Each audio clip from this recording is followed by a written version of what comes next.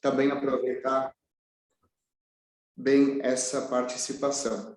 Então, o professor Érico possui graduação em Teologia pela PUC do Rio Grande do Sul e em Filosofia pela Faculdade de Filosofia Nossa Senhora da Imaculada Conceição. Tem um mestrado em Teologia Sistemática pela Pontifícia Universidade Gregoriana e o doutorado em Teologia Sistemática pela mesma universidade. E hoje é professor titular da PUC e tem experiência na área de teologia, com ênfase em cristologia, atuando especialmente com os seguintes temas: cristologia, teologia, igreja, América Latina, teologia e ciências naturais e teologia trinitária. E o nosso professor, Dr. Tiago de Fraga Gomes, também possui um currículo muito interessante, dada a sua idade, né? Bacharel em Filosofia pela PUC do Rio Grande do Sul, bacharel em Teologia pela mesma universidade e também pela Pontifícia Universidade Lateranense, com a dupla titulação. É mestre em Teologia pela Pontifícia Universidade do Rio Grande do Sul e doutor em Teologia pela mesma universidade, com estágio na Universidade Ruhr Universität Bochum, eu acho que é assim que pronuncia, na Alemanha. Vencedor do Prêmio CAPES de Tese de 2021, uma grande alegria para nós, inclusive isso entrará na nossa mesa redonda hoje, né, sobre o diálogo interreligioso, e é pós-doutorando em Teologia pela Universidade Católica do Rio de Janeiro. Atualmente é professor e coordenador adjunto do programa de pós-graduação em Teologia pela PUC do Rio Grande do Sul.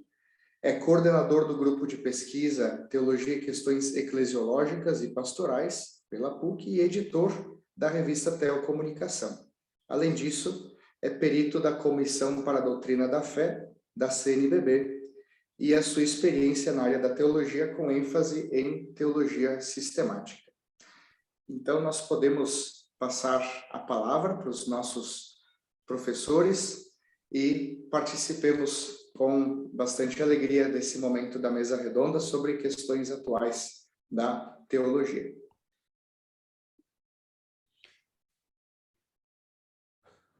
Muito obrigado, Daniel. Tiago, quantos minutos você quer compartilhar comigo? Vou lhe acompanhando. Deixa o senhor tomar a dianteira, já que o senhor foi meu orientador. Bom, então... eu esqueci de falar do currículo, que os dois são meus orientadores também. Então, também isso agrega muito, né, no currículo deles. Bom, prazer, então, Daniel. Obrigado pela apresentação. E, de fato, é uma satisfação o trabalho de orientação e também a satisfação de estar com o Tiago nessa mesa hoje, para a gente poder pensar. Eu posso compartilhar a tela, eu imagino. Isso, alguém me libera? Vou liberá-lo. Ótimo, obrigado.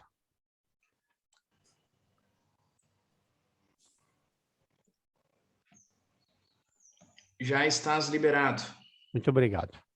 Então, eu vou tentar fazer algumas observações relativas à teologia e alguns desafios atuais, e marco isso para, poderia ter colocado aqui a data completa, 5 de novembro de 2021, e um momento de autoconsciência para isso. Portanto, não tem, obviamente, a intenção de ser uma coisa abrangente, mas aquilo que mais recentemente eu sinto como desafios para a teologia atualmente, alguns desafios atuais para a teologia. Então, a primeira questão é, obviamente, sempre uma questão epistemológica, isso é como fazer teologia. E o como fazer teologia sempre nos deve acompanhar, e o Tiago trata desse tema também de uma forma muito especial. Então, da minha maneira de ver, isso sempre se coloca como sendo uma pergunta o tempo todo nos acompanhando, porque não existe um modo fixo de fazer teologia que funcione em todos os lugares e todos os tempos da mesma maneira. A teologia precisa ser uma resposta, de certo modo, um autodizer, se é um logos, a respeito da fé para dentro, isso é para si mesmo, para o nós, isso é a comunidade, para a própria sociedade, com um imperativo ético, ou seja, ela tem que poder tirar as consequências daquilo que a fé propõe. Então, é amar a Deus sobre todas as coisas, ao próximo como a si mesmo. Esse é o grande mandamento e que é inseparável do dizer. Por isso, a teologia pode ser muito bem entendida como intellectus amores, intellectus justitiae, intellectus liberationis, intellectus misericordiae e assim por diante, porque ela significa dizer aquilo que se crê, e crer significa viver conforme o que se crê. Então, como fazer teologia é um desafio atual, extremamente atual. Dos desafios externos, o primeiro que eu colocaria é a solidão na multidão. Isso é, nós temos, na verdade, redes de desconexão. As redes nos desconectam. É preciso dar-se conta desta condição em que nós nos encontramos. Aparentemente, seria um ótimo lugar para a gente se conectar. Na realidade, nós nos conectamos pelas redes muito mais a nós mesmos do que a outros e outras. Tanto é que elas são o espaço da beligerância, o espaço da violência, o espaço da negação da alteridade, o espaço da negação do próprio mistério divino, o espaço da egolatria, do hiperindividualismo e daquilo que é o narcisismo de se compreender a si mesmo. Então, as redes são uma tentação, um desafio, enquanto promovem a solidão na multidão.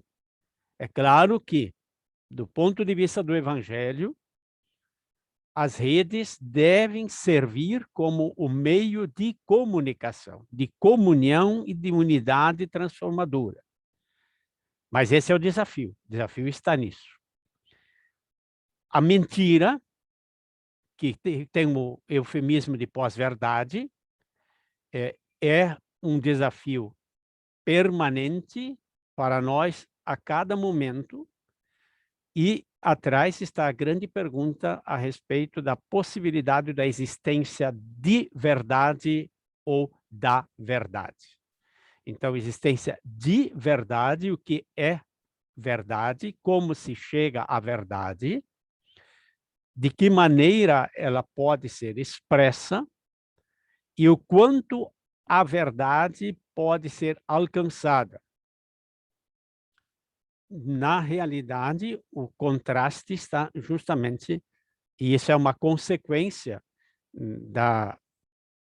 do outro desafio anterior, da autoafirmação. A mentira, outra coisa não é do que um mecanismo de autoafirmação.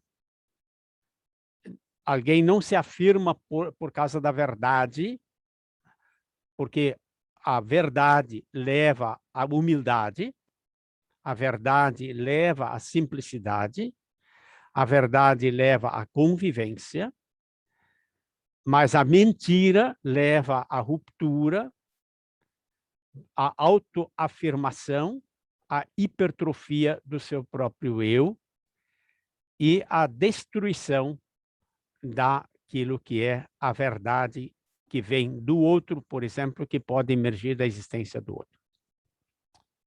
Então, esse é um desafio diante do qual nós nos encontramos, o desafio de a teologia servir a verdade enquanto é o encontro intersubjetivo de consciências que se abraçam no abraço do mundo, da realidade e do mistério divino.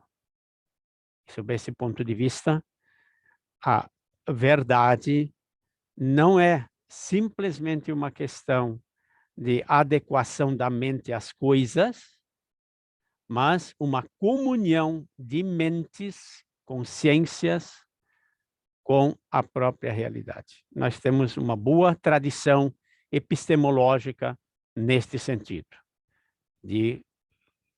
na filosofia do século XX, em especial, mas também na tradição bíblica. E aqui os biblistas podem ser muito honestos e colaborar com essa compreensão. Então, dizer que a verdade vos libertará não é a verdade minha que libertará o outro, mas a verdade é a transcendência, isto é, ela ultrapassa aquilo que eu mesmo sou capaz de abarcar. A verdade se me impõe e não sou eu quem impõe a verdade. E ela é, sob esse ponto de vista, fidelidade.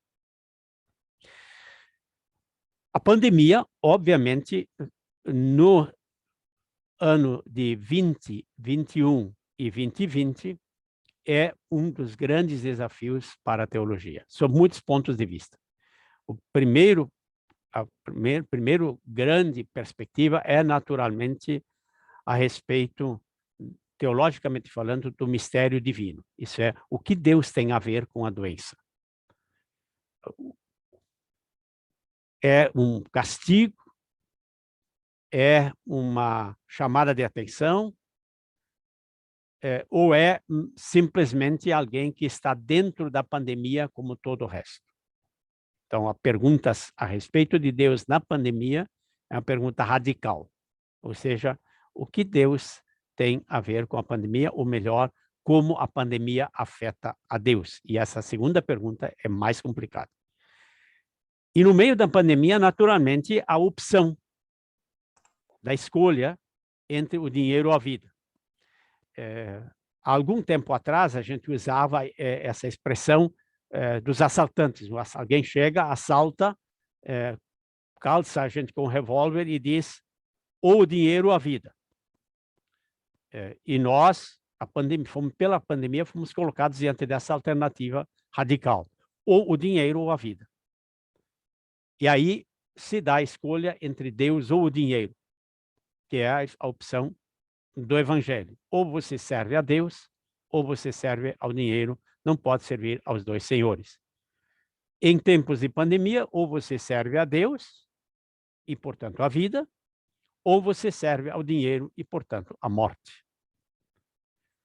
E essa é uma opção radical de fé e uma opção radical de implicação na própria sociedade. A pandemia nos colocou diante da opção da eugenia, isto é, a sobrevivência dos mais fortes. Só morre quem tem que morrer. Os velhos, afinal de contas, já estavam, de qualquer forma, meio a caminho mais próximo da morte, então eles deveriam morrer.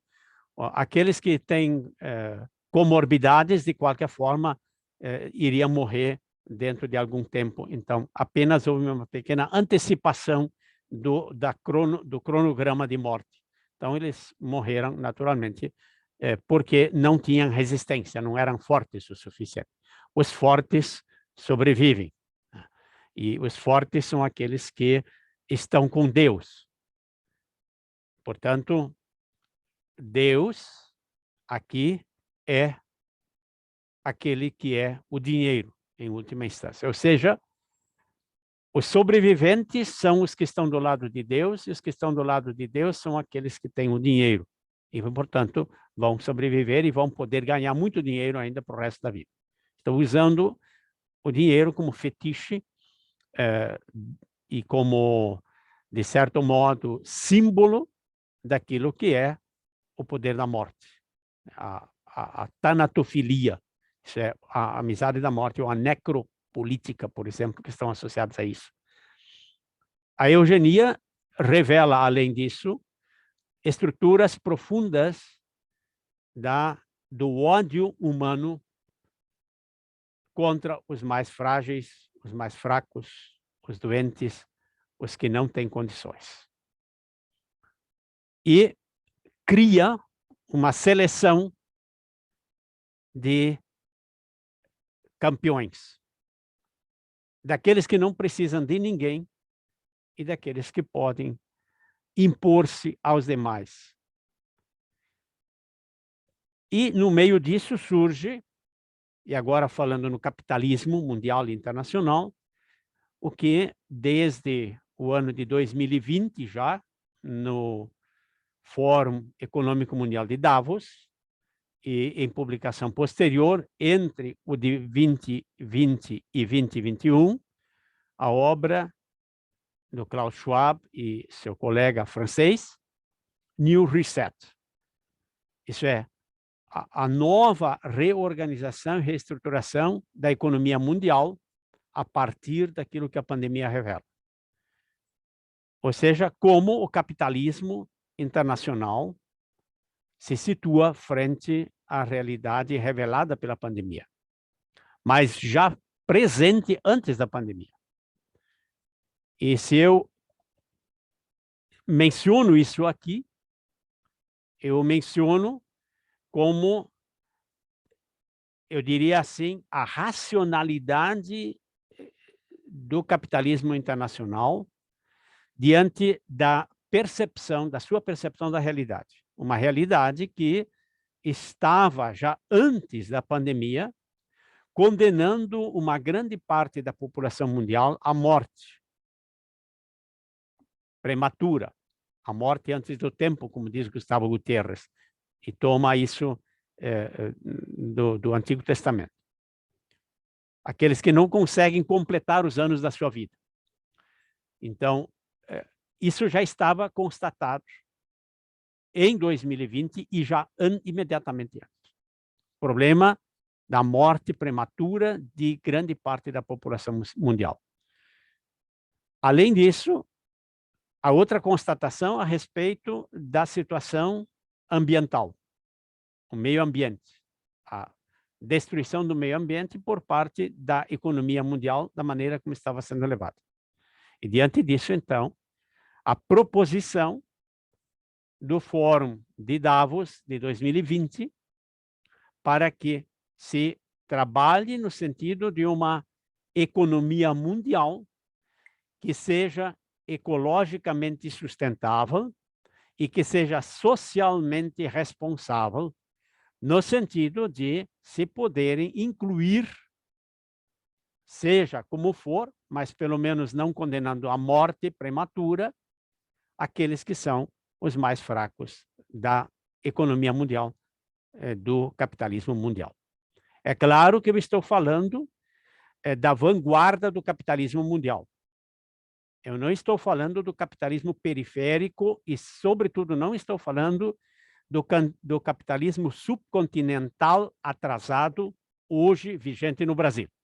Este, como vocês todos sabem, não tem nada a ver com New Reset, é old fashion e uma old fashion, de fato, muito antiga. Quer dizer, de muita velha compreensão e concepção, que é, na verdade, coincidente no máximo com o capitalismo do século XVIII, dos inícios da Revolução Industrial.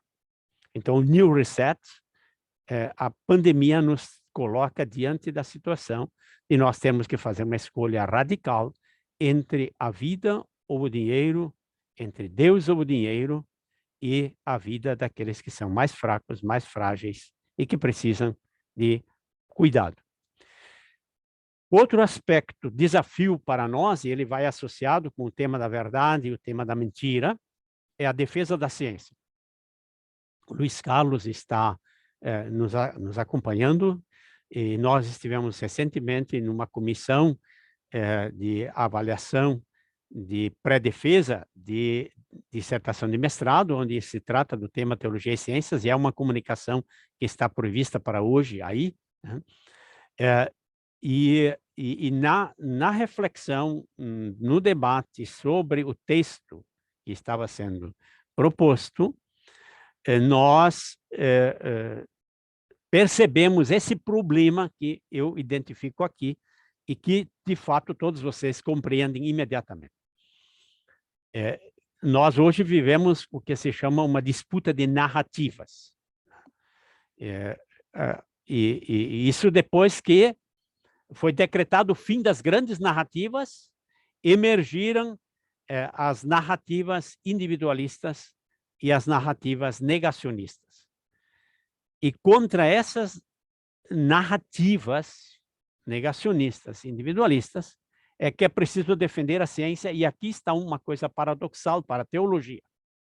Hoje, a teologia está numa posição de ter que ser advogada da ciência. A teologia precisa ser advogada da ciência.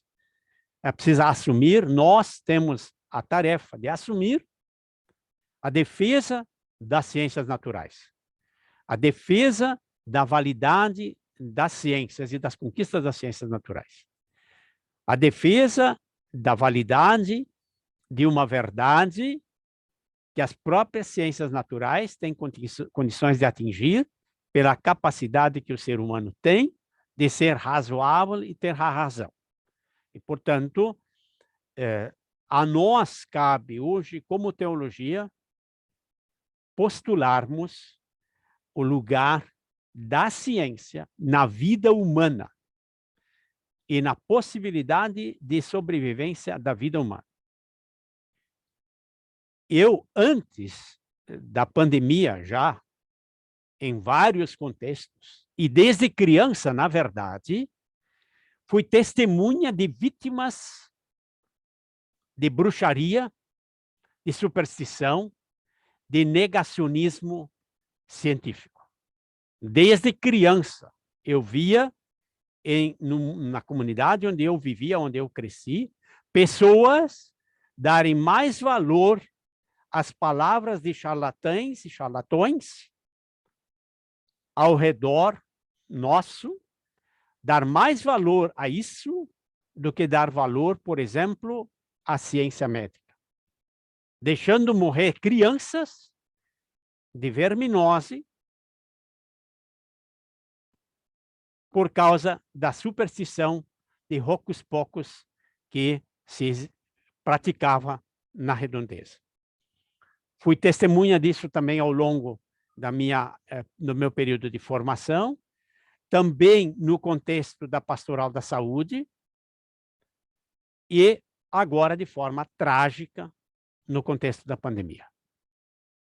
Conheço pessoas que morreram porque deram mais valor ao charlatanismo oficial, patrocinado por deputados, senadores, representantes do Poder Executivo, médicos, médicas, padres, bispos, leigas, leigos, católicas e não católicas e não católicos,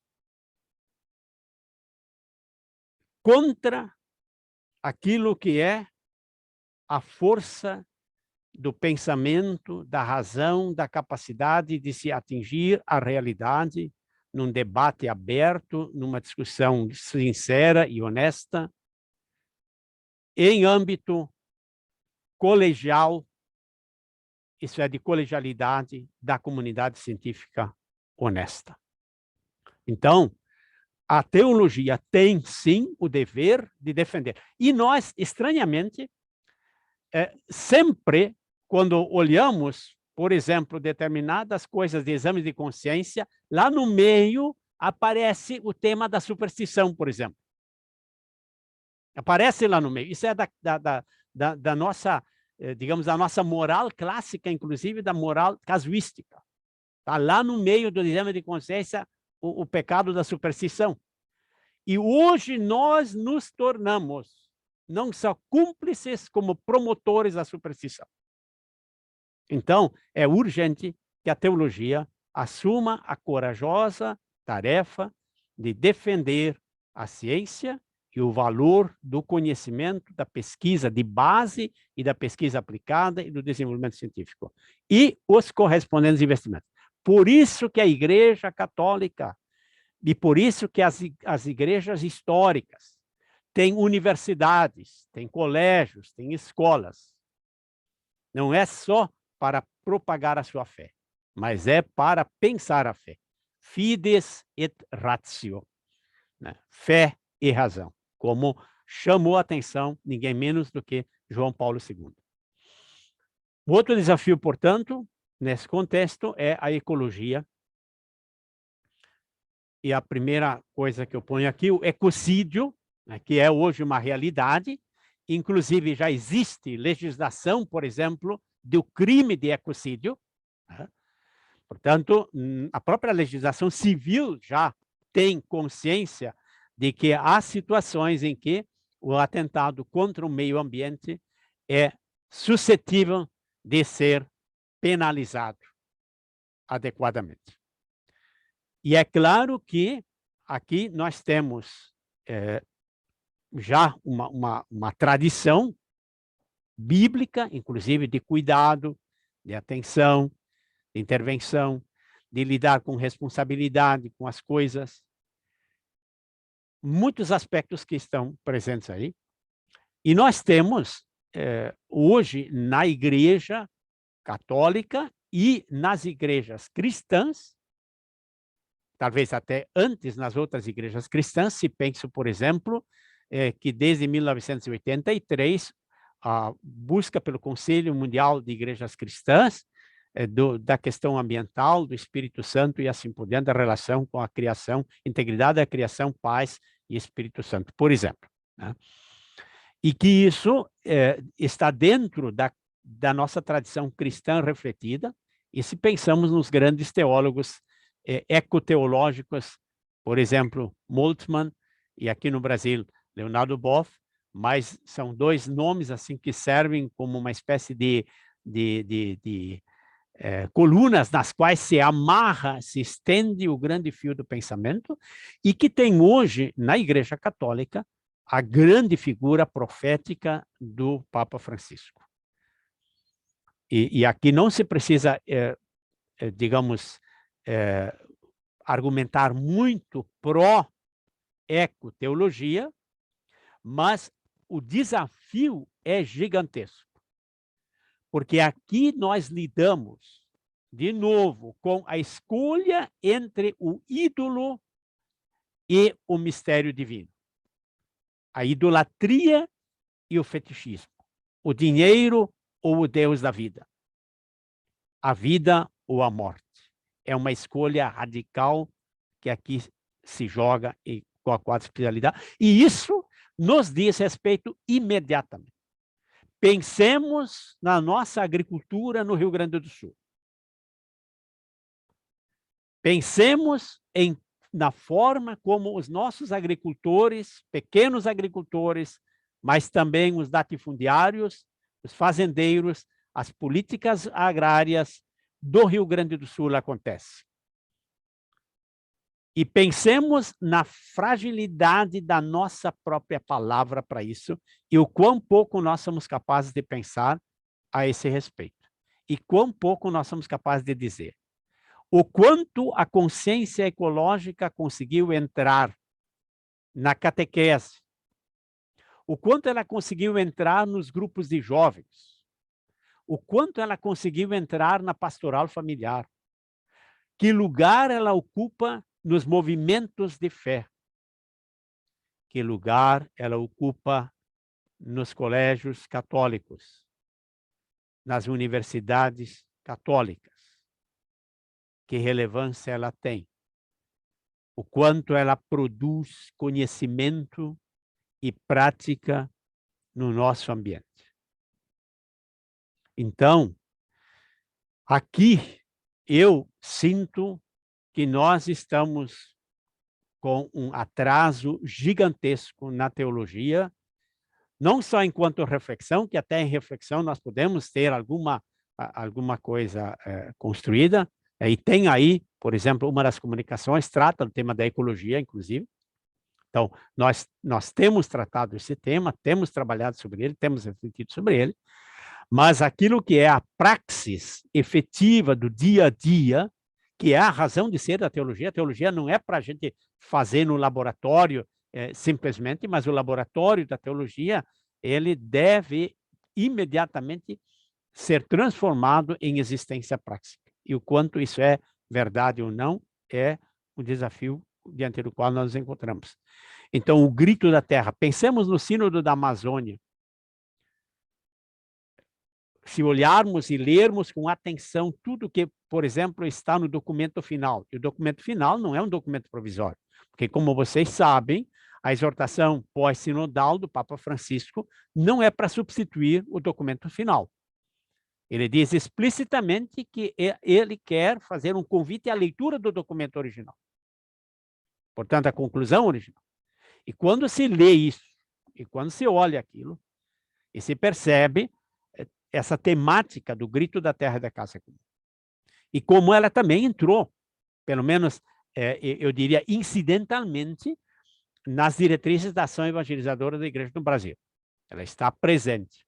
Aparece aqui ou acolá, mas lhe falta uma articulação consistente. E diante disso, então, Deus é a grande pergunta da teologia sempre. Porque 99% dos brasileiros e brasileiras não tem problema de dizer que creem em Deus. Mas se perguntarmos, veremos que há um verdadeiro pântano e, de certo modo, um caos e um inferno de deuses em guerra nas consciências das pessoas. Como é que nós vamos articular um discurso a respeito do mistério divino que possa fazer frente aos ídolos do dinheiro, do poder, do prazer, da violência? E, por outro lado, então, certamente isso é justo, que haja muitas formas de compreender ao mistério divino, porque ele é indizível, inefável, inabarcável. Então, a pluralidade religiosa e a pluralidade da compreensão de fé, e a teologia tem a tarefa de ir ao encontro disso. Professor Érico, só para recordar, então, nós temos ainda 5 minutos de exposição, para depois irmos às perguntas. Estou chegando ao final. Então, claro que diante disso nós somos provocados hoje pelo tema da violência, de Deus que vai à guerra. Isso é o Deus que sai por aí matando, um Deus que faz pouco caso da morte de centenas de milhares de pessoas.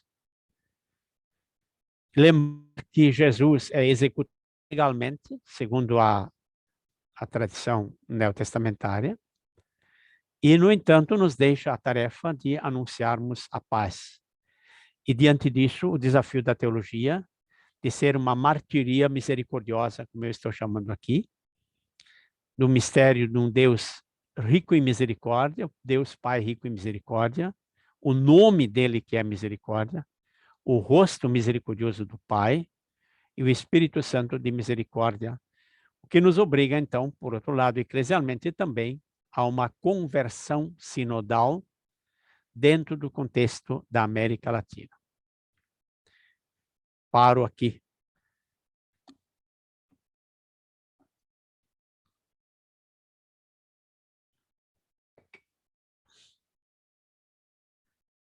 Professor Tiago, talvez gostaria de fazer suas colocações? Professor Érico, pode, se quiser, tirar a tela.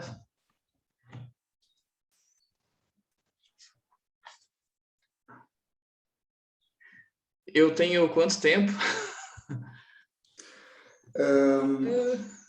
Nós temos, na verdade, 15 minutos para perguntas, né? Mas talvez a gente poderia... Tranquilo. Você gostaria de talvez uns... Não, eu vou ser o mais rápido possível para deixar espaço para a gente conversar. Tá bem. Eu gostaria aqui de retomar alguns assuntos que o professor Érico falou, e eu acho que são bem relevantes para a nossa conversa. Eu vou expor apenas alguns pontos para acentuar um pouco mais ainda a crítica que o professor Érico faz ao contexto atual da teologia. Acredito que essa questão da solidão na multidão, ela é realmente inquietante para nós e nos leva a pensar, diante de tantos fake news, pós-verdade, como apresentar a verdade que nós chamamos de Deus para as pessoas, para os interlocutores. E aqui, dentro da questão do mundo digital, nós percebemos, então, esta maneira de apresentar os conteúdos, apresentar a verdade numa forma, vamos dizer assim, dos fast fingers, os pensadores rápidos, né, que apresentam de maneira rápida, objetiva, através de imagens e de uma forma muito fragmentária, pensamentos tão paradoxais, né? Desde de coisas mais relacionadas à fé, ao sagrado, até questões mais ligadas à vida e até mesmo tantas bobagens que a gente escuta. E dentro desse contexto extremamente plural e também fragmentário, nós também fazemos teologia. E acredito que um dos grandes desafios é construir uma nova relacionalidade, né? Dentro desse contexto de uma multidão, de um pluralismo, né, que se encontra e desencontra, das conexões e desconexões, como o professor Érico muito bem falou. E duas questões me inquietam. A primeira, formar para o discernimento, né, com tanta informação e desinformação, como de fato nós podemos formar para o discernimento, como de fato nós podemos defender um pensamento crítico e como nós podemos nos relacionar, tendo um segundo ponto, que é a cultura do encontro. Como podemos nos encontrar mais. E aqui eu proponho aquilo que David Tracy disse no livro Imaginação Analógica. Ele vai dizer que a teologia, enquanto reflexão da fé, ela precisa estar engajada dentro do elemento da publicidade. Ela precisa ser pública, ela precisa estar na ambiência pública. E ela tem como interlocutores privilegiados a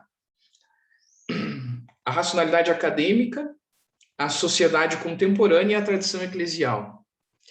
E falar para a tradição eclesial e para a racionalidade acadêmica, às vezes é mais fácil para nós do que, de fato, dialogar, ter como interlocutor a sociedade contemporânea.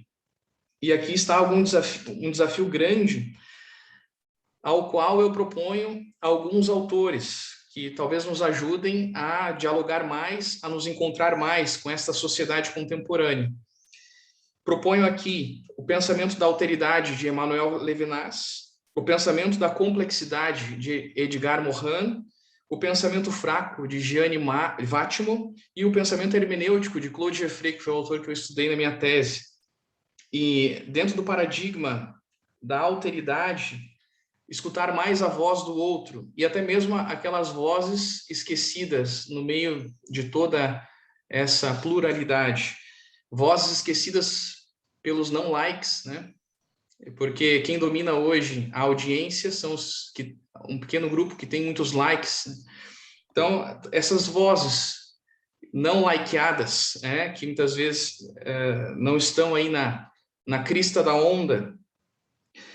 O pensamento da complexidade de Edgar Morin nos ajuda também a perceber as interações, as múltiplas interações que estamos imersos e que, dentro desses sistemas doutrinários, muitas vezes contraditórios, polarizados, não nos limitarmos ao pensamento simples, que se fecha e anula o outro. Né?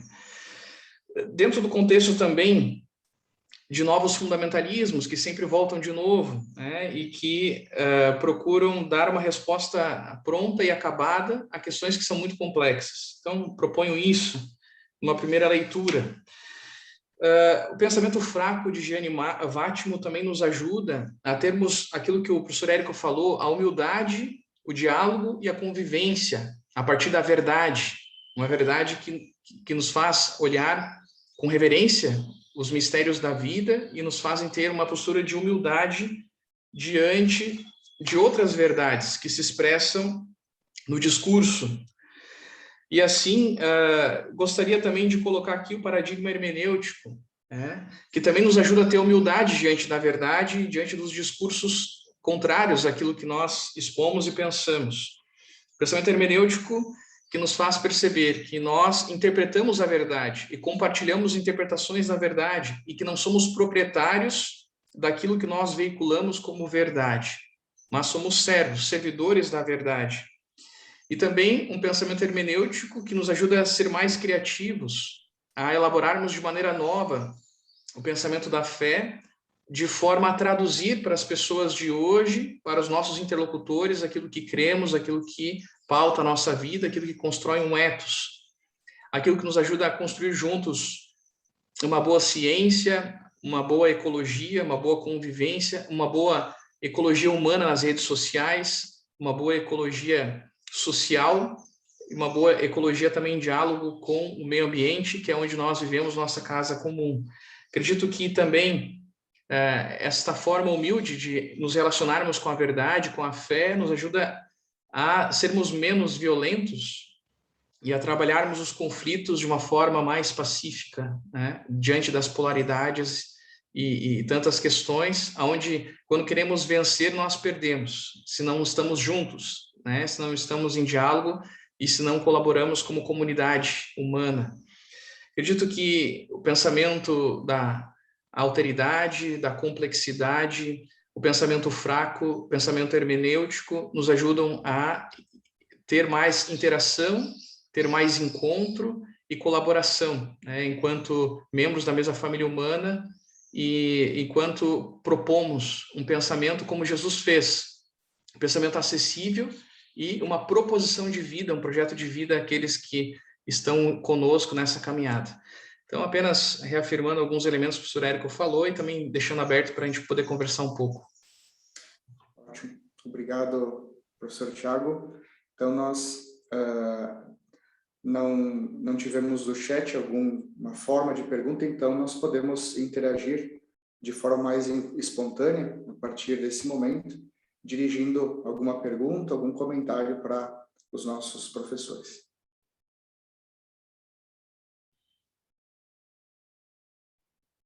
Eu ia fazer uma questão sobre a verdade.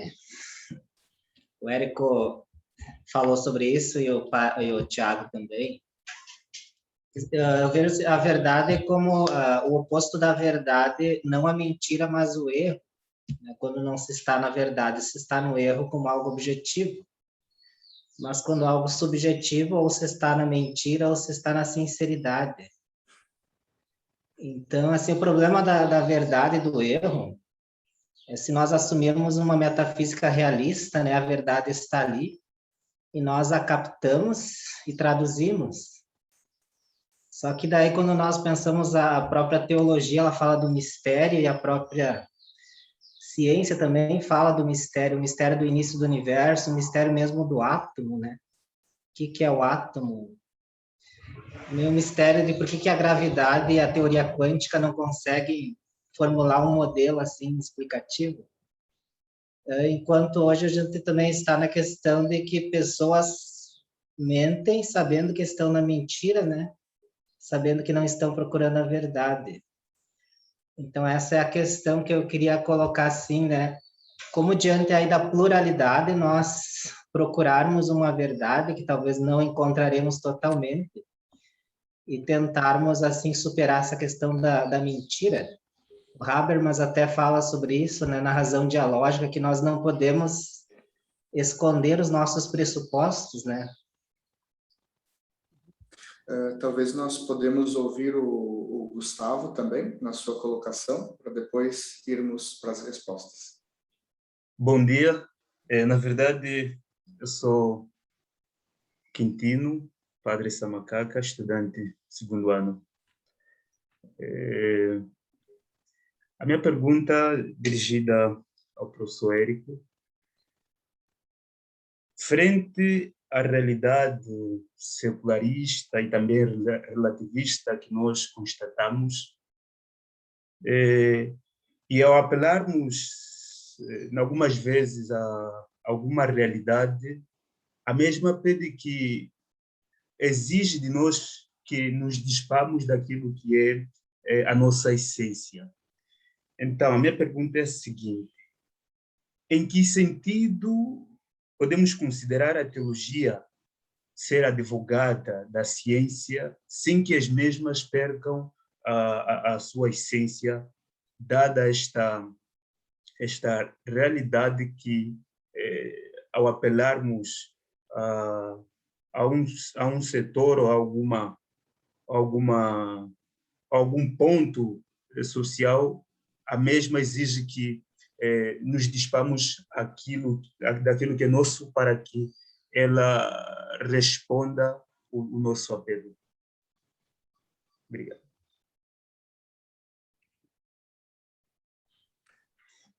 Com a palavra os professores, então.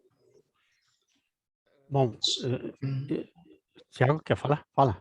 Eu vou falar um pouquinho, já sim, que eu falei... Sim. Não, fala porque tu tens a precedência agora. Então... Não, é só eu achei muito interessante a colocação do Eliseu, e acho que a questão da verdade ela é sempre inquietante para nós, né? E acredito que, junto com a questão da verdade, vem uma questão de... Eu colocaria uma postura diante da verdade, né? Ou daquilo que cremos ser a verdade.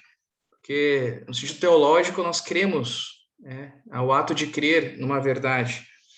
E no sentido especificamente cristão, a verdade ela é uma pessoa, né? E ela é relação. Então, aquilo que Jesus como pessoa revela da verdade é uma relação. E essa relação, ela permite a errância da existência, que é aquilo que Nietzsche criticava com relação à metafísica. O erro é humano. A compreensão humana da verdade é uma errância diante do mistério.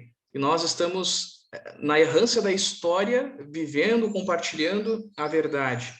Isso, não, de forma alguma, é relativismo, mas é relacionalidade. Acho que esse desentrincheirar o intellectus fidei diante da verdade, das relações onde compartilhamos a verdade. Isso nos coloca também diante de um mistério absoluto do qual nós não podemos abarcar intelectualmente, racionalmente, né? Mas há um elemento doxológico diante do mistério, né? Então, a teologia tem um elemento teórico, um elemento práxico, mas também um elemento doxológico. E acredito que a errância existencial nos ajuda a perceber que a verdade ela é mais relacional do que possuída, né? Não somos proprietários da verdade. E um pouco essa humildade diante da verdade que o professor Érico falava, acho que é bem interessante. Queria apenas colocar isso, a verdade como relação, como relacionalidade. Isso dá uma boa conversa. E acredito que no compartilhamento da verdade, como o Eliseu muito bem colocou, não podemos esconder os nossos pressupostos, mas deve ser um diálogo verdadeiro, um diálogo de identidades, né? Um diálogo onde nós nos colocamos verdadeiramente na relação, no diálogo, né? E até mesmo na confrontação de diferentes perspectivas com relação à verdade, né? Mas, enfim, não vamos esgotar aqui a verdade, acho que é bom dialogarmos sobre ela. Mas deixa o professor Érico falar também. Obrigado, Tiago. Acho que você apontou uma questão fundamental, que é aquilo que é preciso distinguir um pouco na nossa cabeça, e às vezes a gente confunde de fato isso. Quer dizer, o em si das coisas, ele tem uma reserva de ser que permanece, de certa maneira, inacessível. Isso é, por um lado, nós temos a possibilidade de nos aproximarmos daquilo que é o em si exterior, mas, ao mesmo tempo, se mantém uma distância entre o sujeito e o objeto, portanto, entre a verdade lógica e a verdade ontológica, para usar um termo bem clássico da filosofia escolástica. Isso é, a coisa em si não coincide com o que nós nos apercebemos dela. E claro que quando nós passamos, então, para a dimensão teológica, a observação que você faz, Tiago, de que para nós a verdade é relacionalidade e é pessoal. Ou seja, se tomamos o Evangelho de João, eu sou o caminho, a verdade e a vida, claro, por isso que eu antes chamava a atenção que o termo verdade, biblicamente, é outra coisa do que aquilo que a gente faz numa notícia ou se a gente vai discutir com o VAR um pênalti, né? São coisas diferentes. Então, a condição de apropriação, e ela mantém a dimensão tanto mais de transcendência, de, portanto, nos aparecer, se nos manifestar, se nos deixar tocar, ou seja, nós podemos tocar, de certo modo, pela nossa capacidade de ser, de pensar, de estudar e de pesquisar. Então, ao mesmo tempo em que nós afirmamos a possibilidade de acesso, nós também fazemos a reserva do que há de maior na realidade do que aquilo que nós captamos dela. E quanto à questão que o Samakaka colocava, a essência, a questão da secularidade e a ciência em si mesma e na sua própria condição para manter a autonomia, é exatamente isso que nós temos que fazer.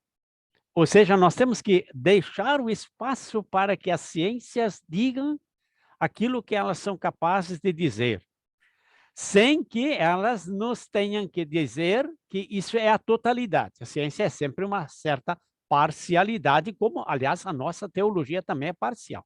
Não existe a teologia não existe como a teologia. O que existe são teologias, no plural, e dentro das correntes teológicas existem ainda as subjetividades, mas que conseguem, numa comunalidade, numa comunidade de sentido, encontrar uma expressão sintética daquilo que se crê. Por isso é possível estudar teologia, é possível fazer prova em teologia, é possível que o professor diga, não, isso não está certo, isso está errado, porque não é cada um que inventa a sua coisa, mas dentro de um contexto. Tá? Claro que se eu mudar de confissão, quer dizer, para um espírita, o espírita nunca vai dizer que Jesus se fez um ser humano, que o Filho de Deus se fez ser humano, não vai dizer. Aí ele está dentro de sua gramática confessional.